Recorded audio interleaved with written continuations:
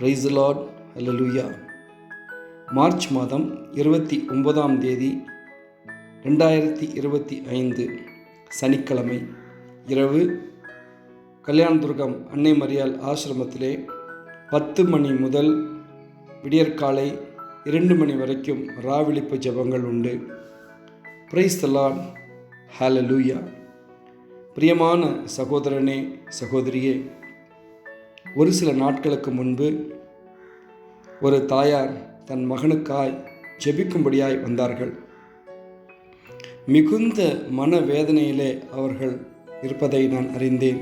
காரணம் என்னவென்றால், அவருடைய மகன் அவருடைய சொல் பேச்சு கேட்பதில்லை. எப்பொழுதும் குடித்து கொண்டே இருக்கிறான். அது மாத்திரமல்ல, இந்த வயதான சகோதரி கஷ்டப்பட்டு கூலி வேலை செய்து சம்பாதித்து கொண்டு வருவ அந்த கூலி பணத்தை கூட அவன் அடித்து பிடுங்கி சென்று மது அருந்துவிட்டு வருகிறான். கண்ணீரோடு வந்து பிரார்த்தனை செய்யும்படியாய் கேட்டார்கள். ஐயா, என் மகனோ கர்த்தருக்கு விரோதமான ஒரு வாழ்க்கை வாழ்ந்து கொண்டிருக்கிறான். அவன் சர்ச்சுக்கு வருவதே கிடையாது. பற்றாக்குறைக்கு இந்த மாதிரி ஒரு வாழ்க்கை, அவனுக்கு மீட்பு உண்டா என்று வேதனையோடு கேட்டார்கள்.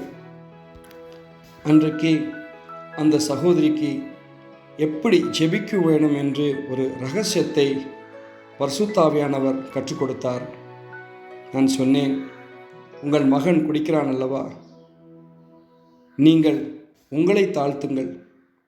கர்த்தருக்கு முன்பு, ஐயோ, என் மகன் இப்படியாய்ப்பட்ட ஒரு தவறான ஒரு பழக்க வழக்கத்தில் இருக்கிறானே கர்த்தாவே என்று சொல்லி நீங்கள் உங்கள் மகனுக்காய் உங்களை தாழ்த்துங்கள். முழந்தால் படியிட்டு கர்த்தரிடத்திலே அவனுக்காய் மன்னிப்பு கேளுங்கள். முழந்தால் படியிடுவது தன்னை தாழ்த்தி கடவுளிடத்திலே பூர்ண சரணடைந்து ஜெபிப்பது. ஹல்லேலூயா, ஹல்லேலூயா. என் மகன் செய்த தவறுக்கு என்னை நான் தாழ்த்தினால் கடவுள் என் மன்றாட்டை கேட்பார்களா? அவனை மாற்றுவாரா? நான் சொன்னேன், நிச்சயமாக உங்கள் மகன் மாறுவான். உங்கள் மகனை ஒரு அசுத்தம் சோதித்து கொண்டிருக்கிறது, குடி வெறியின் அசுத்தம். இந்த அசுத்தத்தை நீங்கள் விரட்ட வேண்டுமென்றால் உங்கள் முழங்காலில் அந்த அசுத்தத்தை மிதித்து நீங்கள் சாகடிக்க வேண்டும். அதை நீங்கள் ஜெயம் எடுக்க வேண்டும். அதற்கு கர்த்தர் நம்மளுக்கு சொல்லிக் கொடுக்கக்கூடிய ஒரு அருமையான ஜெப முறை முழந்தால் படியிட்டு ஜெபிப்பது. Praise the Lord. நம்பிக்கையோடு அந்த சகோதரி வீட்டுக்கு சென்றார்கள். அடுத்த வாரம் வந்து சாட்சி பகர்கிறார்கள். என்னவென்றால், முதல் நாள் அந்த பையன் குடித்திருக்கிறான். அடுத்த நாள் முதலே அந்த பையன் அந்த குடியை விட்டுவிட்டான். ஏறக்குறைய ஒரு வாரம் அந்த பையன் குடிக்கவில்லை. இன்மேல் என் மகன் இந்த பழக்கத்தை விட்டு வெளியே வந்து விடுவான் என்று எனக்கு நம்பிக்கை வந்துவிட்டது. நான் எப்படி ஜெபிக்க வேண்டும் என்று கற்றுக்கொண்டேன். இத்தனை நாட்கள் என் மகனை நான் திட்டி பார்த்தேன், அவனை அடித்து பார்த்தேன், கண்டித்து தண்டித்து பார்த்தேன். என்னுடைய எல்லா விதமான முயற்சிகளும் வீணாயிற்று. ஆனால் எந்த நேரத்திலே நான் என்னை தாழ்த்தி அவன் செய்த தவறுக்காய் நான் மன்னிப்பு கேட்டு கடவுளிடத்திலே மன்றாடினேனோ, என்னுடைய குறையை கடவுள் தீர்த்து வைத்தார். லூக்கா நற்செய்தி 22ஆம் அதிகாரம் 31, 32 வசனங்கள் வாசிப்போமேயானால், கடவுள் இயேசு சுவாமி பேதுருவை எச்சரிக்கிறதை பார்க்கிறோம். சீமோனே, சீமோனே, சாத்தான் உன்னை கோதுமையை புடமிடுவது போல சோதிக்கும்படியாய், உங்கள் எல்லோரையும் சோதிக்கும்படியாய் என்னிடத்திலே உத்தரவு பெற்றுக்கொண்டான். ஆயினும் நீ விசுவாசத்தில் தளர்ந்து போகாதபடி இருக்க வேண்டும் என்று உங்களுக்காய் நான் ஜெபித்திருக்கிறேன் என்றார். இயேசு சுவாமி சீடர்களுக்காகவும் பேதுருக்காகவும் ஜெபிக்கிறார். ஹல்லேலூயா. அவர் கெத்செமனே தோட்டத்துக்கு சென்று முழந்தால் படியிட்டு ஜெபிக்கிறதை பார்க்கிறோம். லூக்கா நற்செய்தி 22, 40, 41 வசனங்கள். உனக்காய், எனக்காய், நம் எல்லோருக்குமாய், பேதுருக்கும் கூட கடவுள் அந்த நேரத்திலே முழந்தால் படியிட்டு ஜெபிக்கிறார். இயேசு சுவாமி தன்னை தாழ்த்துகிறதை பார்க்கிறோம். ஹல்லேலூயா. கடவுள் நம் குடும்பங்களுக்குள்ளாக ஆசீர்வதிக்கும்படியாய் வருகிறார்.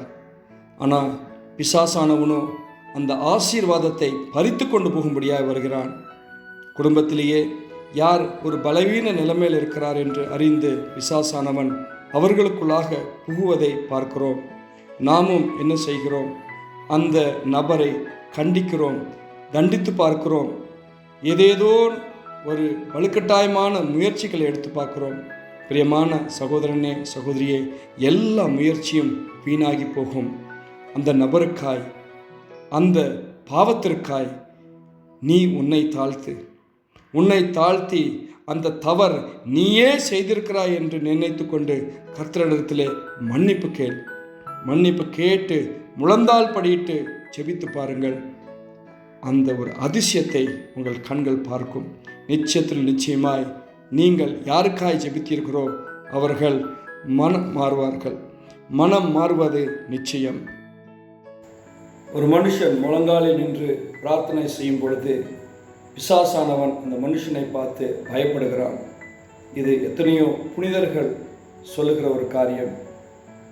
அன்புக்கு இனியவர்களே, நம் குடும்பங்களிலே சோதிக்கும்படியாய் இறங்கி இருக்கக்கூடிய சாத்தானை விரட்ட கடவுள் நம்மளுக்கு கொடுத்திருக்கக்கூடிய ஒரே ஒரு வல்லமையின் ஜெபம் முழங்காலில் நின்று பிரார்த்தனை செய்வது. ஒரு மனுஷன் முழங்காலில் நின்று அவன் பிரார்த்தனை செய்யும் பொழுது இந்த முழங்காலிலே அவன் அந்த அசுத்தத்தை மிதிக்கிறான். இதுதான் சத்தியம். ஹல்லேலூயா, பிரைஸ் தி லார்ட்.